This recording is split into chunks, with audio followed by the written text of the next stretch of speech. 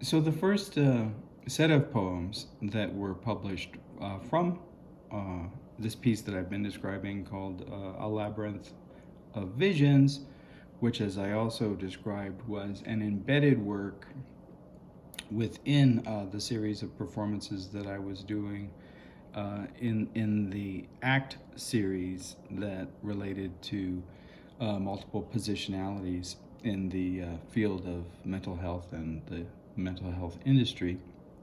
And the purpose of these pieces were to call attention to the social construction of mental illness and to the disenfranchised individuals that are subject to institutionalization within this industry, to the way that people are treated with pharmaceutical products, to the way that those pharmaceuticals are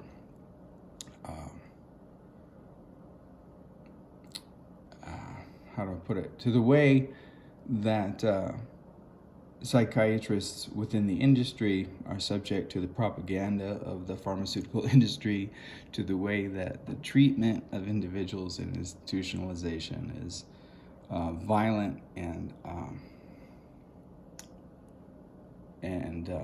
in large need of civil and human rights overhaul, to the way that individuals outside of the industry mystify and romanticize mental illness, to the way that misinformation and misunderstanding of the whole field of this part of our society, continues to operate and oppress and subjugate individuals. The first of those poems were published in a small journal from SUNY Albany called Off Course, or Of Course. There seems to be a play with the way that their graphic iconography works. And these poems were taken from what was originally going to be their place in as a part of A Labyrinth of Visions, but they from my point of view, they weren't working, and you could say they belonged to the cutting room floor of A Labyrinth of Visions, and I had hoped to find them homes, nevertheless, in elsewhere. And so the first of these was called The Emperor of Antarctica for John Nash, and I had taken almost all of the lines verbatim from this piece, from one of the chapters in Sylvia Nassar's book, A Beautiful Mind, and that book, if it's not familiar to you, the movie might be familiar, starring Russell Crowe, playing the part of John Nash rather beautifully. And what I liked about the movie was the way that psychosis was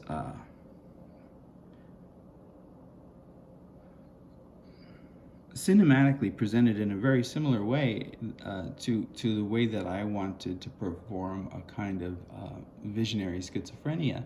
That is that the viewer of the film was very much invited into the experience that the director imagined John Nash must have been having in his psychosis. And so I liked that about it. But Sylvia Nassar's book actually didn't do that, so that was kind of interesting. And the other thing that I really liked about the title of this chapter was it reminded me of the Wallace Stevens poem, right? The Emperor of the Ice Cream. And so I thought that within the context of a poetry magazine, the Emperor of the Ice Cream, the Emperor of Antarctica, would sort of register, and it would call attention to the sort of the meta-poetic operations, going on. And then the scene that I had taken all of these lines from, belongs to this description of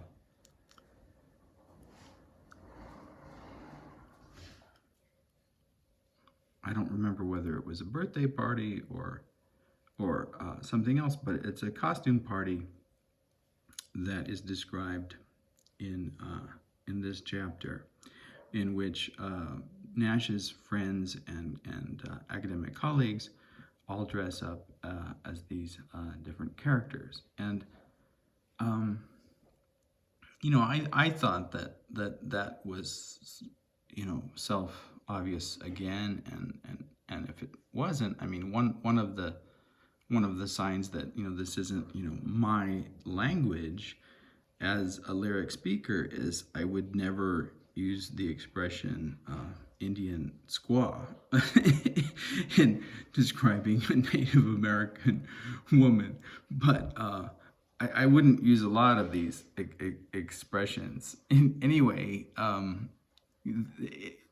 that's the speaker is a construct, right? And I kind of thought that was obvious, and I thought it was obvious in other ways. But one of the interesting things that happened when I published this piece was, oh, and you see that who I had a conversation with. I had this the magazine, or at least he has something to do with it, in Albany, and I had met him at a reading of translations of the poetry of Pablo Picasso that Jerome Rothenberg had invited me to, and some of the poems were interesting, and some of the poems seemed oddly, conceptual lists of numbers or lists of letters, and then there were these sort of expressionist, very sort of imagistic, what imagines, are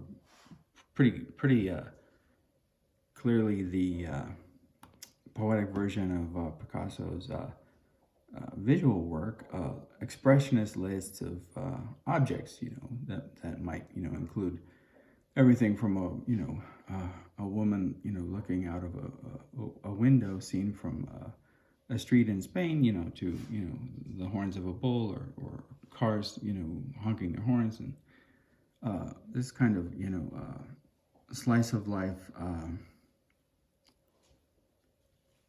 paratactic, image list poem. And they were interestingly, they were all read, well, not all of them, but they were often read in this kind of beat poetry style. And I thought it was interesting because I hadn't realized that Pablo Picasso was sort of a beat poet before his time. I guess I had kind of realized that Ernest Hemingway was a beat novelist before his time, beat novelist, hunter of lions, but I hadn't realized that about Pablo Picasso. But in any case, I talked to Ricardo about my project, and then I sent him some work, and it was odd because his first response was to write me back and say that I shouldn't use the pronoun I, because poetry since, I can't remember whether it was Rimbaud or someone else, but poetry since Rimbaud, had suppressed the use of the personal pronoun I, and that had seen language as this this process, the social and material construct, and had moved in this direction of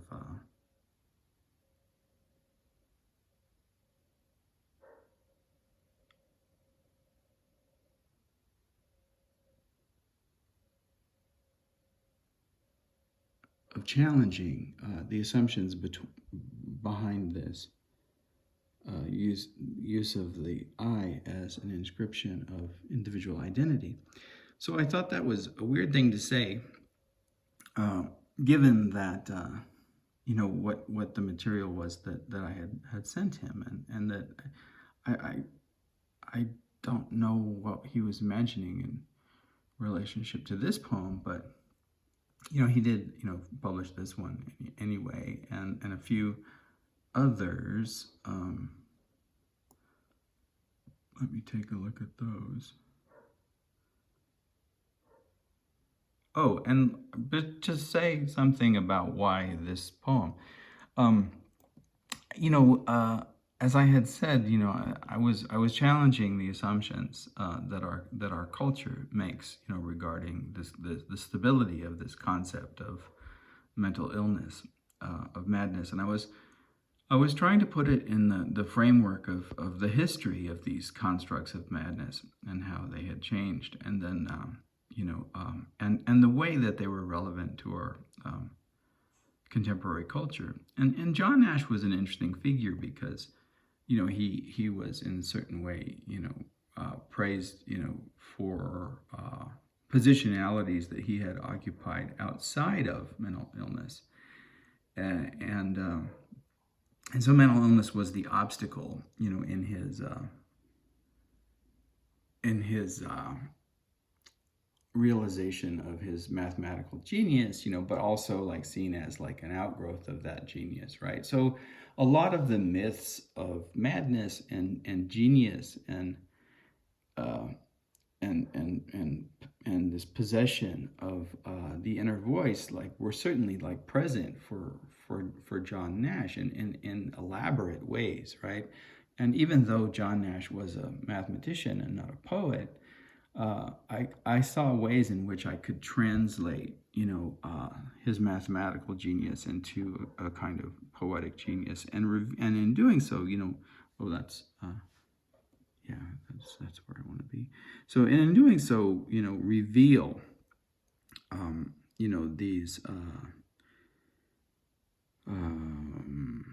constructs that the society, deploys in order to turn, human bodies into capital-making machines. And you can make money from a human body in a lot of ways under capitalism. And one of the ways that you can do it is by inscribing it with the label of insanity, and then using it and marketing it in the mental health industry. And I don't say this without, having a number of years, almost decades of experience. Like I said, I have played multiple roles in this field, and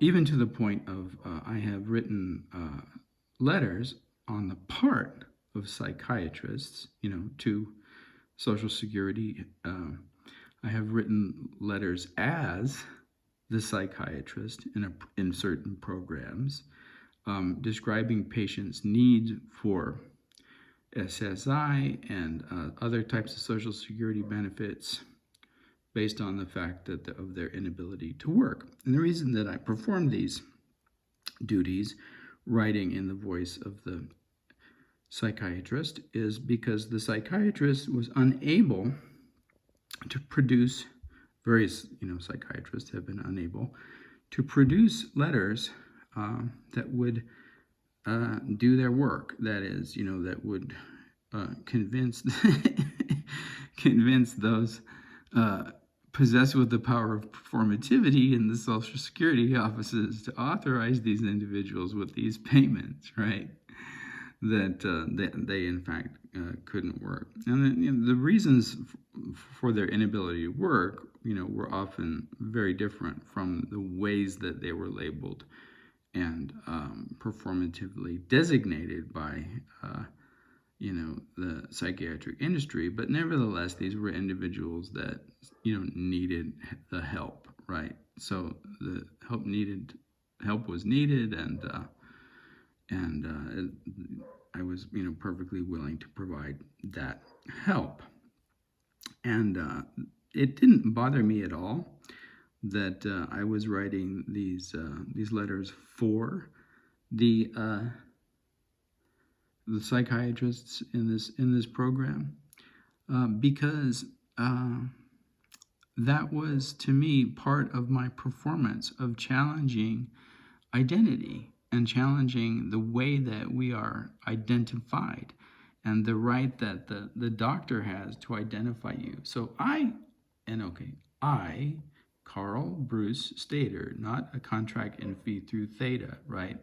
have a diagnosis. I don't know if it's still valid because I haven't enlisted it for many years, in fact decades, but I was diagnosed with a mental illness, right? So according to the laws of the industry, I am a mentally ill person, and it doesn't matter like how much what you believe in, or what you believe are my lies, or what you believe are my truths. Insofar as having the power to label, right? That label power is there, and that label is there. So part of my work in challenging all of this was to demonstrate that the falsification and the social constructs involved in all of these operations. So I know how this stuff works. In any case, the social construct here is that however Sylvia Nassar constructs this chapter and the depiction of the events in this chapter is all, it may involve, primary research, but it's all, through the grapevine, secondhand tales. She wasn't there. She wasn't there at the party.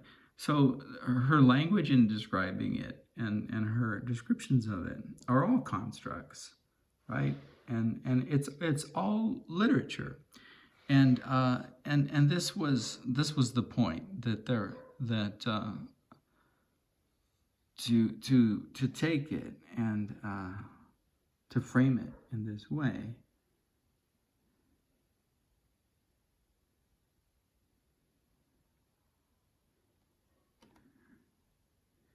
And like I said, I don't know if we really imagined that I had dressed as a black cat, or that I was constructing this fantasy, and that I really used language like this. Here's a reference to Kafka. I thought that was, sort of baldly obvious too.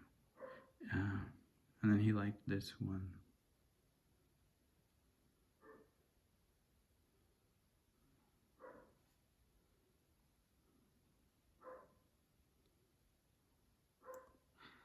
So here's an interesting one that self-consciously addresses this idea of where the language comes from, or where our own thoughts come from. Strangers arise within a fear of my own language. So I thought this was really interesting. I am the other, right?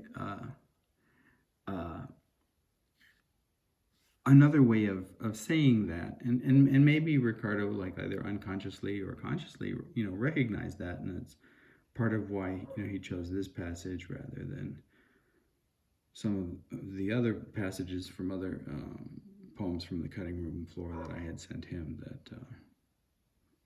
But I did think that it was interesting that he lectured me on a kind of a kind of criticism regarding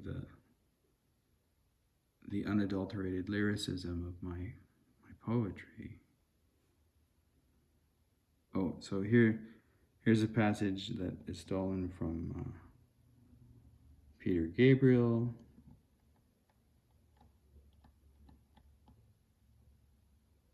A few references to Greek mythology and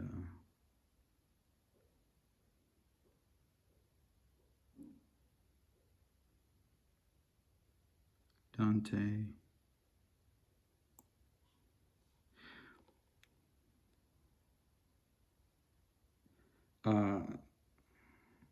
Let's see. All right, so after it was published, then Ricardo sent me a letter, and said, like, okay, look it over, see if there's anything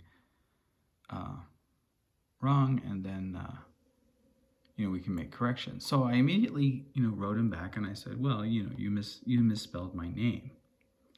So other than that, everything is fine. So I don't know, I guess, maybe that was the wrong response. I'm not sure, but nothing ever got changed. So it was weird because he had asked if any corrections needed to be made, and I had responded. And it seems like this is one correction that, there were other corrections, like, okay, so the first couple of lines aren't really grammatical, right? Dressed as a black cat, someone calls to me. It's time to play charades. You could, if you wanted to complain about, technical, issues within the language or whatever. But I should be able to spell my own name. So anyway, I told him, my name was misspelled, and he never changed it, which was weird, I thought.